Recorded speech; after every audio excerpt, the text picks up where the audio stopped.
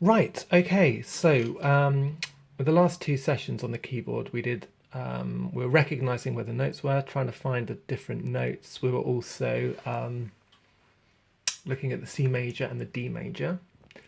So that was really work for the right hand. But for the left hand, it's important for both the pianist and the keyboardist to have strong fingers and to have nimble fingers and strong fingers. Um, and the reason for that is the left hand does a lot. Admittedly, the left hand is generally not as strong as the right hand because the right hand is usually the hand that we write with. Okay, so we need to strengthen our left hand. So we're going to try. We're going to look at the C major first of all.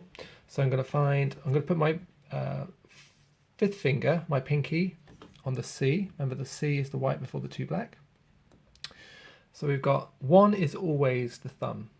Okay, so whether we're right-handed or left-handed or looking at our right hand or left hand, the thumb is 1. The index finger is 2, the middle finger is 3, the ring finger is 4, and the pinky is 5.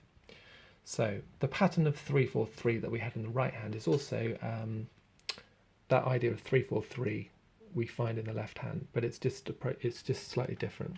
So we're going to start off. We're going to start on 5 on C and work our way up.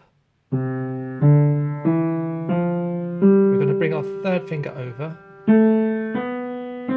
our fourth finger over, and our third finger over again.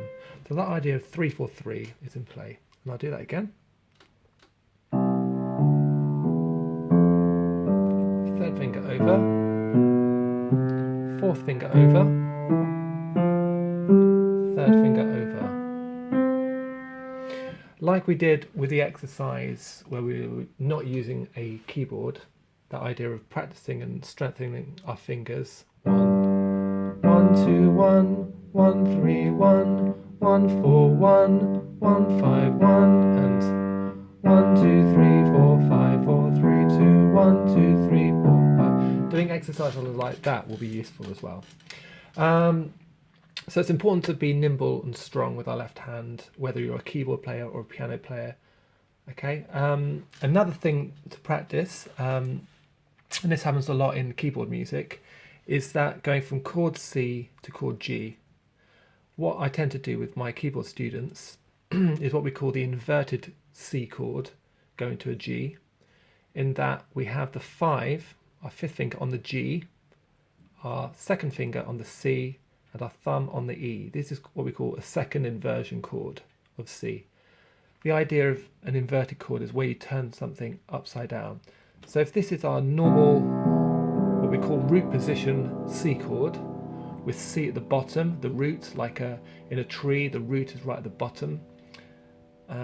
If we invert it, this note, this C, goes to the top of the chord. And if we invert this again, a second inversion, this E goes to the top of the chord. We put our fifth finger on the G, our second finger on the C, and our thumb on the E. The reason we do inverted C chords going to G chord, for example, is because it's easier to play this chord going to a G chord rather than this C chord moving to a G chord, because you have to move the whole hand. But this way, you just move your thumb down to the D, and we change this C second finger to our third finger on the B. And it's just more fluid. If you find that initially quite difficult, what you can do is just practice with our thumb on the E and our second finger on the C, holding that, and then moving down to a thumb on the D and a third finger on the B. And you could do that slowly. 2, 3, 4, 2,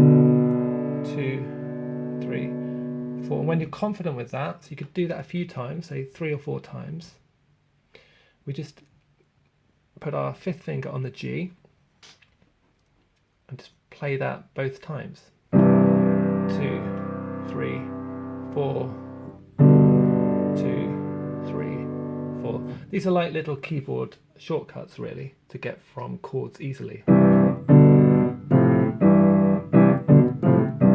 Yeah? Anyway, that's the end of that session. Practice that, and that'll be really, really good. So you'll get your fingers really, really strong, your left hand really strong, and you can practice those C to G, and we'll look at some more chords next time. Okay, take care.